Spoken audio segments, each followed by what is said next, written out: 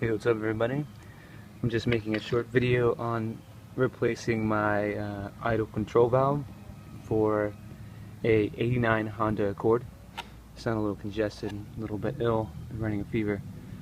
But I purchased it from Parts Geek. Parts Geek, you better hear me because I'm giving you a shameless plug. But they sent me an OEM part, which is awesome, and I got it for about 80 bucks, which is super great. Usually these things are a lot more expensive. It's not the electronic idle control, that's a lot more expensive, but this is the other idle control, which is around. I'll show you in just a moment. Here's the code there, the 12A0. I opened this up and cleaned it out. It was really dirty, it's very corroded, had a lot of buildup on top of it. As you can see there, very filthy, gasket's completely flat. It has 3 bolts. That can be tricky too because, okay, there's a long bolt here. All the bolts are different. You have 2 of the same size here, shorter lengths, and then you have 1 long bolt. So you can't mix those up. You gotta be careful. Then you have these 2 hoses here. You've got the bottom hose, and then you've got a top hose. Those can be easily mixed up, so make sure you mark your stuff. Otherwise, it took me about 15 minutes to install this new part, which was super easy. Usually it's not that easy to work on anything. But I was really surprised at how fast I got this in and out. So here's the old one. This is definitely factory. Let's move on up here.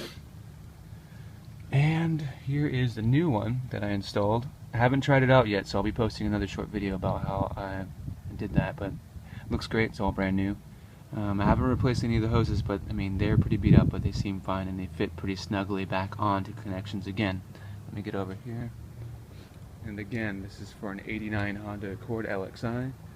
I've pretty much been rebuilding the whole thing back to stock. No crazy mods or anything, but as you can see there, it's all nice and new. Looks very clean. The reason I've been replacing this is because I've been having some idle surging problems, and especially on the road. I've already replaced my fuel filter a few times, actually twice.